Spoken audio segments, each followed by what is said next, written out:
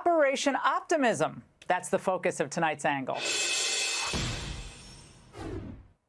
Oh, the breathless headlines about the Trump administration at Davos, they're also predictable. How dare he claim any strategic imperative in Greenland? Trump created a fraying world order, says NPR. He's sowing trade chaos, claims the New York Times, by ripping up the international order, of course. Then Reuters warned of confusion caused by abrupt policy shifts and rapid reversals. Of course, if Trump didn't have a nimble approach to Greenland, they would have hammered him for that, too. But my personal favorite was accusing Trump of, quote, chaotic cruelty. How silly. Of course, what they call chaotic is actually dynamic. So contrary to the stale stereotype, Trump's the opposite of rigid and doctrinaire in how he approaches negotiations. And keeping our adversaries, our allies even, guessing is often the best way to get the result that's the best one for the American people. So Donald Trump, if you know him, if you've watched him for a decade, and I've known him for almost 25 years, he never, ever takes options off the table, at least until it's absolutely necessary to do so. Now, why does he do that? It's all about getting maximum leverage and cutting through the red tape. Of course, he wants to do that to find solutions to nagging problems. So if credibility mattered to the legacy media, they'd try a lot harder to understand how Trump thinks. How is it that you've been able to go so fast in the first year? I mean, honestly, as President Trump, he has a tremendous bias for action. I mean, I think you saw it during his speech. This is a tremendously consequential American president. He has a tremendous sense of agency. He wants to get things done. I've been in meetings in the Oval Office where you'll describe a problem to him. His first instinct is to pick up the phone. Any other president would not be like that. He's impatient for solutions. So the lesson of the past week is that the U.S. is once again impatient, in a good way, to be the dominant force on the world stage, and it's succeeding. Now, for the most part, China has been sidelined here. Think about this. In Venezuela, in the Greenland talks, we'll see what's going on with Cuba, some interesting news tonight on that front, and even the future of the Iranian regime is in question. That all puts China back on its heels. So in 1 year, Donald Trump has thrown our enemies off balance, and at the same time, he's forced our allies to adjust to the new world where America's looking out for its own interests. Thank goodness. Even Germany is calling a big meeting in February to push the EU to modernize their economies, try to get more competitive by streamlining their hideous regulatory system. Germany and Europe have wasted incredible potential for growth in recent years by dragging feet on reforms and unnecessarily and excessively curtailing entrepreneurial freedoms and personal responsibility. We are going to change that now. We must reduce bureaucracy substantially in Europe. Of course, they should do all that. Reduce bureaucracy, make things simpler, make it easier for business to exist in Europe. Well, look at how well the U.S. economy is doing. They should take note. The GDP numbers and the projections are absolutely blockbuster. 4.4%. Looks like there could be as much as 5%. Some are saying even 6% in the new year. Wow, business is absolutely booming. But it's hard to believe where we were just a few years ago. You cannot imagine how painful it was each and every day under the Biden administration to look at what new crazy proposal was being put into place to solve a problem that didn't even exist. To have that literally end on one day, Election Day, just gives you so much energy as an entrepreneur to go back and build your damn business. There were so many decisions that were so poorly thought out in terms of economic consequences. It cost the U.S. economy dearly. It's amazing. Entrepreneurs are on fire in a good way in the United States. Ken Griffin, head of Citadel, the most successful investors in the United States, said it's all because of Trump. So this year is going to be crazy good for business owners, entrepreneurs, and the American worker. I would encourage everyone to be optimistic and excited about the future. And generally, I think for quality of life, it is actually better to err on the side of being an optimist and wrong rather than a pessimist and right. Elon is absolutely right there. You think about it, all this business is flowing into the United States, trillions and trillions of dollars. And meanwhile, a report came out today that business investment in China contracted over the last 12 months. I put it on Instagram. Check it out. So what happens? America wins out. Our biggest rivals, they're on their heels. So for us, the best is yet to come. We should all remember, fighting the good fight, absolutely. We have to keep it up. We have to do our work and do it with optimism. So right now, we're year 250. We have a lot to celebrate, and Trump is ready. And that's the angle. If he were still alive, Saul Alinsky, who wrote Rules for Radicals, would be very proud. ICE is using a 5-year-old boy. A 5-year-old boy.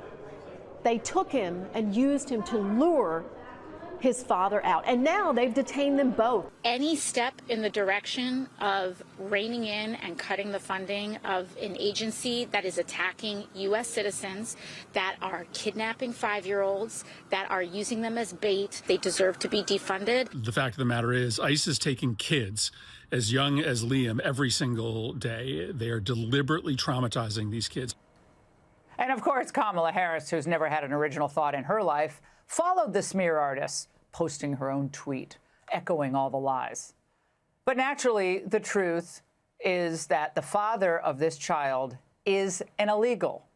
And when ICE tried to detain him, he ran off and he left the 5-year-old in the cold. Wonderful parent. And according to Trump officials, the boy's supposed mother refused to take custody of him, which is when law enforcement stepped in to comfort him. My officers stayed with the child. They cared for him, took him to get something to eat from a drive-through restaurant, and spent hours ensuring he was taken care of. Again, my officers did that, not his father. My officers did everything they could to reunite him with his family. Tragically, when we approached the door of his residence, the people inside refused to take him in and open the door. Refused to take their own supposed child? I mean, do we even know if it's their child? Well, Border Patrol Chief Greg Bavino addressed this directly today. That 5-year-old remains with his family. We say that again, remains with his family. We know that. That false media narrative that was pushed out yesterday was, well, it was false. It remains with his family. The sad truth is that the open border fanatics in today's Democrat Party do not care one whit about these kids. Because if they did, they would have been demanding investigations, holding big protests, having big rallies during the Biden years when 300,000 migrant children went missing. These same criminals that we are taking off the streets that you see on these screens behind us. This victim was Rachel Morin. She left behind 5 children. Let me say that again. She left behind 5 children after she was killed by an illegal alien from Central America. He decided to murder her and hide her body in a culvert. Oh, wait a second, that was after he raped her. She's separated permanently from her 5 children. Let me say that again, separated permanently from her 5 children. They don't care about the children. They don't care about the migrants. Meanwhile, it's ICE out of Minnesota Day, and the radicals are now encouraging people not to work, not to shop, go to school, boycott. It's so stupid.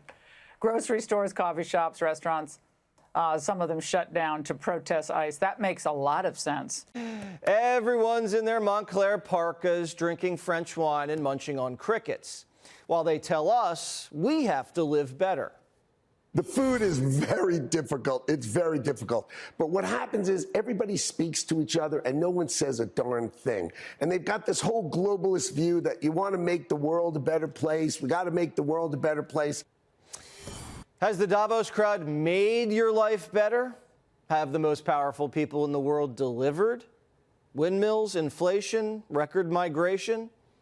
These are the people behind fake meat.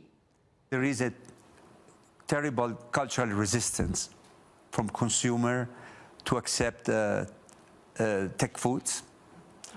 But in my opinion, they represent the way forward. Why should I, use animals when I can cultivate meat? The food's bad, but the ideas are worse. The Brits think they have a solution for water. Water is essential to life. What's exciting to us is that this is a practical problem that we can solve. Not only can we solve it, but actually the way to solve it is to make it a business. Okay, so when Davos says they're about to solve the water problem, they're about to tax rain. I'm already feeling parched. And your neighborhood's about to get a lot more crowded.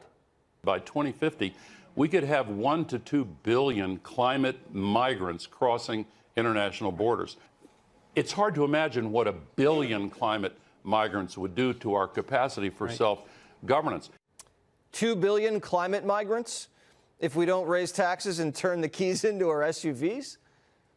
Al Gore loves Davos, never misses a year. It's the only place that shows respect. That's why Gore booed Lutnick and tried to confiscate his bracelet. Why are we even listening to Gore anymore? He said Greenland would turn into Puerto Rico, but it's still just one big fat block of ice. Whatever happened to the rain bombs Gore promised, huh? Not a single hurricane made landfall in the United States this season. Not one. Does Al know we're all getting snowed in this weekend? But if the climate migrants do show up, we know where to put them. Martha's Vineyard. The rabbis at Davos really made our heads spin. They said, you know what Europe needs more of? Muslims. The rise of the extreme right in many European countries is a response to the insecurity felt by the old Europeans, so-called old Europeans, regarding the new immigrants who came from the Middle East. So what will the world look like in 25 years? Everyone's African.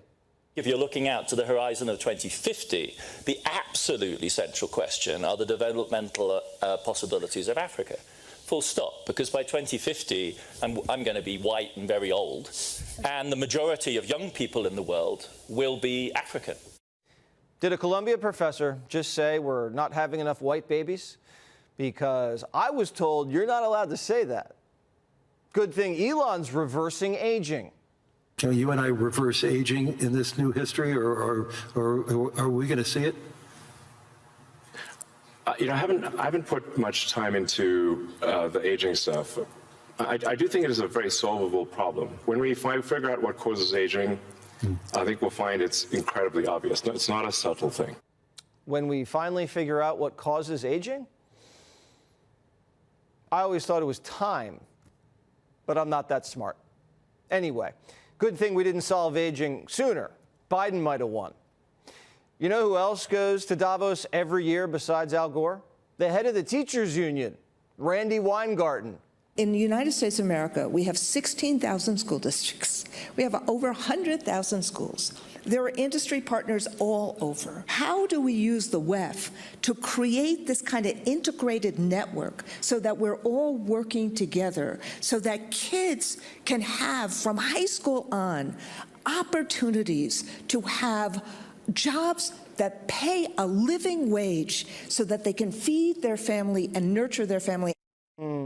Randy's been going to Davos for the past few years, and each year test scores go down and teachers' salaries go up. Can Trump put Randy on the no-fly list? Because American school children already have enough problems. Larry Fink, the CEO of BlackRock, was in charge of Davos this year, and he's getting rave reviews. But not everyone's a fan. What does spirit of dialogue actually mean, Larry? Does it mean anything? Is it like pretending you care about the carbon footprint coming here on a private jet? Why are your bodyguards such thugs, sir? Isn't that the true Larry Fink? You have all this BS about conversations and dialogue, but underneath it, you're a thug. Spirit of dialogue. Spirit of dialogue. This is what it looks like here in Davos. Larry must have felt like an ICE agent. Those guys were pretty rough. But when you have 4 bodyguards, he can handle it. The guy who used to run Davos was a no-show. Remember Klaus Schwab? He zoomed in from an undisclosed location. We are missing in our society two fundamental pillars. It's truth and it's trust. And without restoring those pillars, we will not be able to solve the big global issues which we face at this moment. Klaus is right. We stopped trusting them. We caught him in too many lies. The Russia hoax, the laptop, the lab leak, Biden's brain. The reason people like Trump is because he tells the truth. And sometimes the truth hurts, but that's okay. No pain, no gain. The president flew to Europe and told them that the continent's on its deathbed and promised that America would never die. Common sense shattered globalism, shattered the Cold War order. But the Europeans and the Democrats, they're still clinging to the past. Like 5 years ago, when they told us men could get pregnant. When somebody asks a Democrat, can men have babies? And you refuse to answer that for 30 minutes. That might be a clue why they think some progressives are disconnected with America. The correct answer is no. Men can't have babies.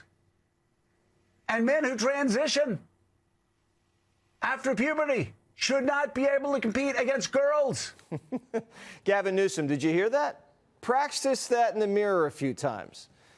Gavin spent all week in the Alps acting weak and European, whining, getting kicked out of parties, and selling sex props, clapping at all the crazy ideas. He was a little creepy, even for Davos. I think Gavin Newsom may be cracking up with some of these things he's saying. I think he may be in over his hairdo. But to say strange things like President Trump is the Tyrannosaurus Rex, what the hell does that mean? You know, I could say Gavin Newsom is a brontosaurus with a brain the size of a walnut. And you know, if you brought the knee pads, maybe that was for his meeting with Alex Soros. What knee pad Newsom does on his personal time, none of our business. But good thing he brought his knee pads, because he ran into Daddy. Mark Halperin reports that Trump ran into Gavin and sat him down for a little father-son talk. Right before Trump's speech, the two met backstage, and the two of them just joked around, had a good old time. POTUS even said, Gavin, we're good. Newsom even talked to Susie Wiles and Caroline Levitt. Everyone was friendly, except Miller. Miller stood back and watched Gavin's hands in case he was going to try something.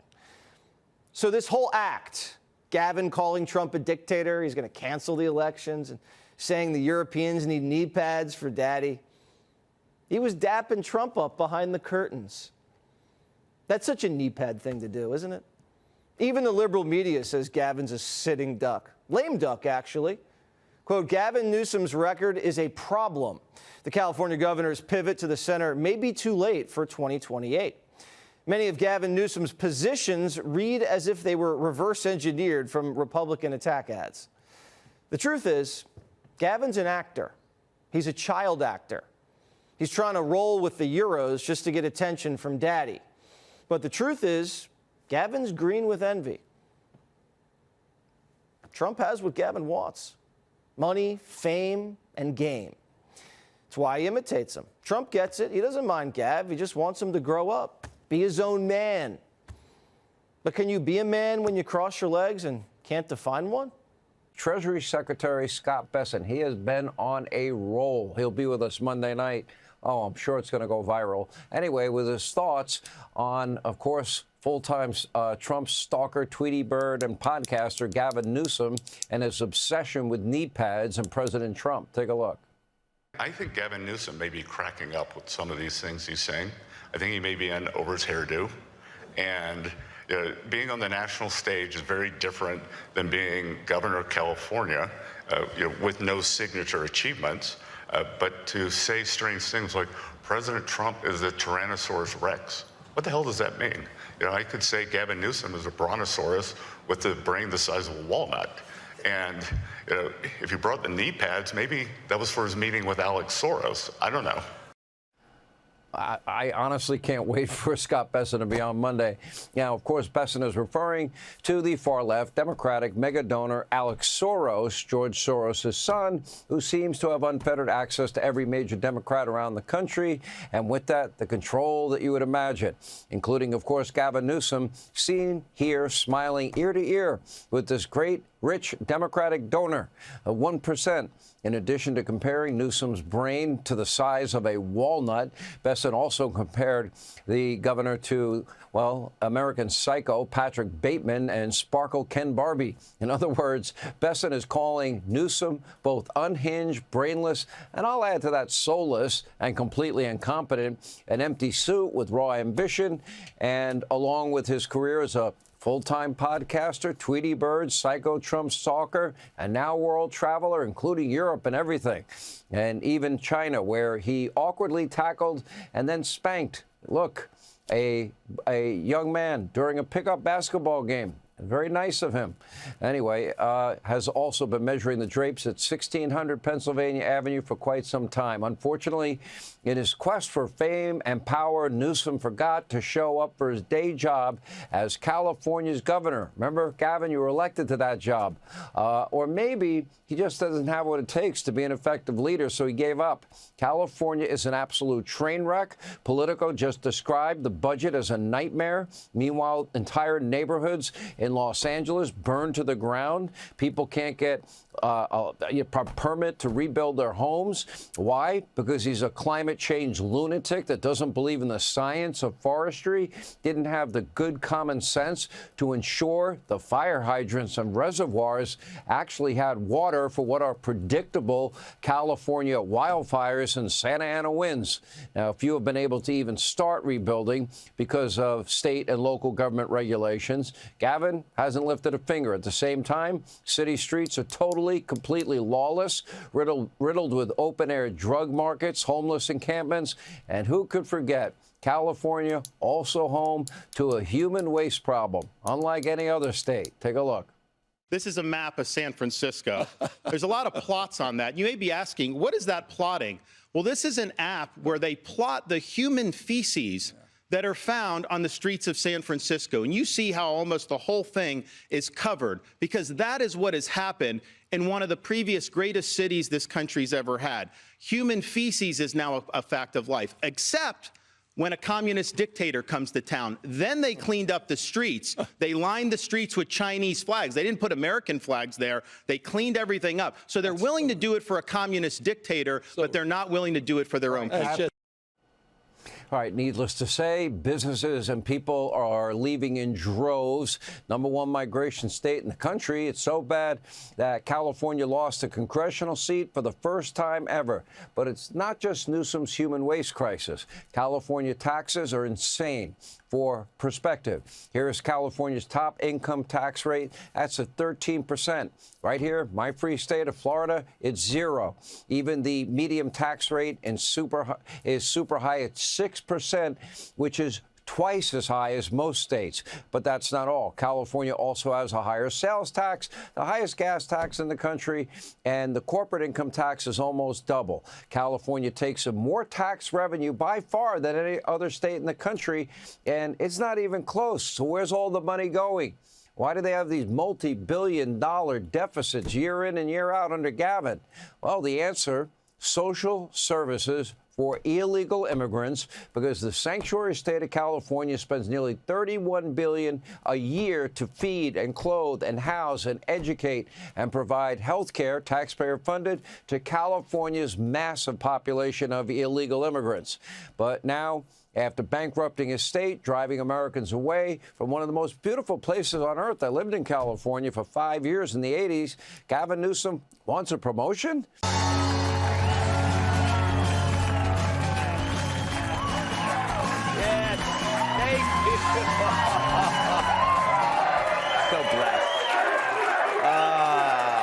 So blessed. I'm so glad we're still on good terms. It's Friday, so you know what that means. Let's welcome tonight's guest. By law, he has to introduce himself to his neighbors. Host of Jim Norton Can't Save You, comedian Jim Norton. And And congratulate this woman for winning the Miss Cracker Barrel pageant. Co-host of The Bottom Line on Fox Business, Megan McDowell. She talks so fast she has to wear flame-proof lip gloss. Co-host of Outnumbered, Emily Campagno. And when he jogs, he wears old ladies as ankle weights. Former NWA World Champion and host of Planet Tyrus podcast, Larry. All right. Before we get to some news stories, let's do this. Greg's Leftovers. Yes, it's Leftovers, where I read the jokes we didn't use this week. And as always, it's my first time reading them. So if they suck, we'll send Joe Mackey to Davos dressed as a hooker. Yeah. So according to a new report, the U.S. murder rate has plunged to the lowest level in over 100 years. I'll try harder, said one woman.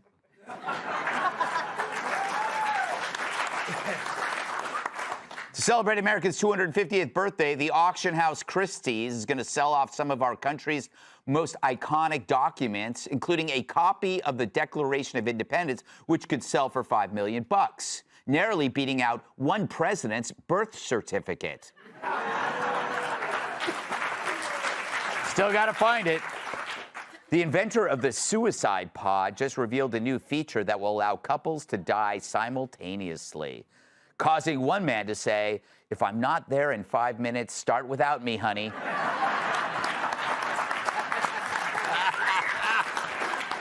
You could see him doing that. On the East Coast, shoppers are stocking up on basic supplies ahead of this massive Arctic storm. The most popular item, cheap firewood. Oh, wow. It's true. Even in New York City, everyone's getting ready for the snow. For instance, earlier today, I walked through the park and saw a squirrel salting his nuts. Stupid. Jared Kushner unveiled plans for a high-tech city to be built in Gaza once the terrorists disarm. If successful, Americans may believe you can do the same thing for Minneapolis. Makes you think, doesn't it? And thinking hurts. Hundreds of pet rats were discovered in a condemned Long Island house, and volunteers are now scrambling to find them new homes. One man said he had space for 6. It's impressive. Impressive. How long has this been? Yeah, like 30 years. At some point, man, you gotta... PETA, the animal rights group, is calling for Puxatawny Phil, the world's most famous groundhog, to be swapped out for a hologram, hoping that the real groundhog can return to its natural habitat inside Richard Gere's ass. It never gets old. The statute of limitations. There is none with animal butt sex. To show how safe the city is, Minneapolis Mayor Jacob Frey posted a video of him jogging. It later turned out he was really running from Somali pirates. A Delaware school bus driver was arrested for picking up a prostitute and having sex with her on the bus. But before you judge, he did put the stop sign out. A recent study found that walking for 10 minutes a day may lower the risk of early death, especially if it's away from one woman. I guess those are getting worn out, huh? The crime-themed restaurant that offers the final meals of notorious serial killers is opening a second location in Michigan. I don't recommend Jeffrey Dahmer's selection. I know, it's Arby's.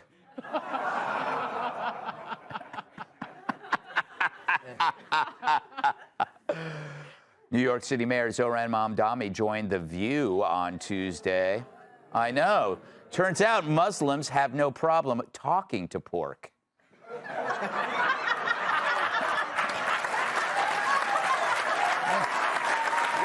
Never fails.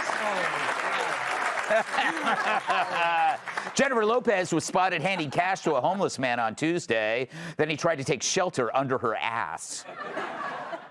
A Canadian OnlyFans model said she got a coveted American visa due to her extraordinary talent of possessing big boobs. In a related story, here's the new guy in charge of giving out visas. And finally, in Manhattan, a pervert was photographed on the subway wearing a metal cage that barely covered his genitals. Thankfully, he made bail just in time for this show. All right. Oh, my God. Monologue. So a new study found out which pro sports leagues lean left or right. The most Republican, Major League Baseball at 54%. Of course, Major League Baseball would have the most Republicans since they're so good at throwing people out.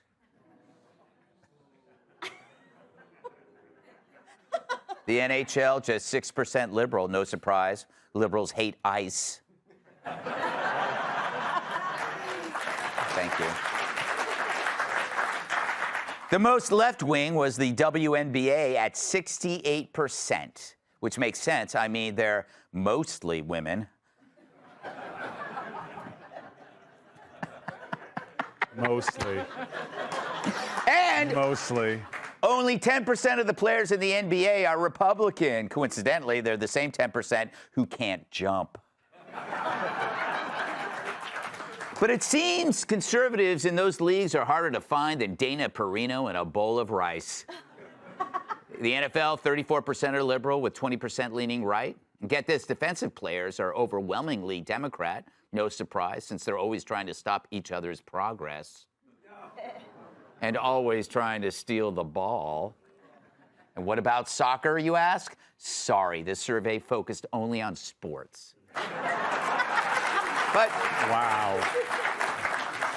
But it's strange seeing so many rich competitors swinging left. It makes you wonder, how can you believe in one set of beliefs on the field that is so rigidly rules-based while embracing another off the field that isn't? Sports are intrinsically right-wing. You keep score, there's accountability, there's hard work, and yes, showering. And there's competition. After all, the goal is to beat other people. And Democrats only do that at their mostly peaceful protests. Fact is, sports is the last great meritocracy left on Earth. The best players get to start. The best players make more money. The worst, the best thing they can hope for is sex with a Kardashian. In fact, if you applied left-wing values to sport, you'd have no sport. No winning, no losing. They just calculate the score by tallying up which team has the most bisexuals. Fact is, the only reason why pro athletes are Democrats is because they can easily afford it, making them no different than wealthy entertainers and politicians who are immune to the policies that you have to endure. High crime doesn't matter. They can tweet to fund the police because they live in a gated community with more cameras than a Japanese tourist at the Grand Canyon. High taxes, they got creative accountants to deal with that. And so what if millions still go to scams? It's still less than they spend on their Shark Tank, sex boats, and child support. Hey. Sorry. Now, the share of independents in this study across all leagues was 41%, meaning they're probably conservative, because like Brian Kilmeade's family, they'd rather not admit it. But it seems sports with a lot of minorities tend to be Democrats, which mirrors society. But I'd be more interested in seeing what retired athletes think when they are no longer getting huge salaries and taxes matter more and the glare of the media spotlight is no longer on them. But on the field where reality matters, there is no leftism and no DEI either. There's no equity, no inclusion, and most of all, no diversity. Because if that was the case, I'd be starting forward for the Lakers. And LeBron James would be at Fox making fun of Kilmeade and peeing next to Brit Hume.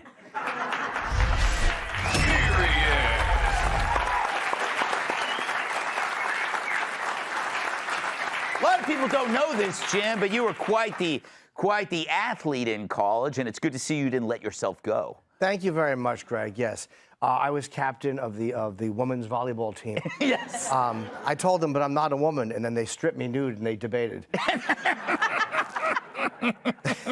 Are you surprised by these numbers at all? Yeah, I was surprised in the other way. Like there was most of them. There were so many independents. Yes. Which I liked seeing. Like all of them were independents. Like a huge hunk. I was shocked at seeing how many people. There was less Democrats I actually thought there were going to be, except for the WNBA. The WNBA should be a little bit more Republican because Trump did get that. Who's the big tall lady in Russia? Yeah, Brittany Griner. Brittany Grimes. Yeah. Griner, yeah, or Grimes, whatever it is. He got her out of jail, and you figure more of them would have come around. Yeah. But when it comes to sport, I never really care about the politics. I don't care about their feelings about any issues. I don't care about any. Just play and shut up. Yeah, exactly. Talk about it in your off time, but I don't need to see it on the field. Exactly. Unfortunately, they do bring it onto the field, Dagan. You know, they kneel and stuff like that. Why do you think athletes lean left when sports is so merit-based? I was surprised that more of them didn't lean left in this survey. To Jim's point, that even 30% of the WNBA was independent. And I think it goes to, you got to make a lot of money when you're young. You got to win, avoid injury, but you need endorsements. So, so you're not why piss off half your fan base and say, I'm a Democrat?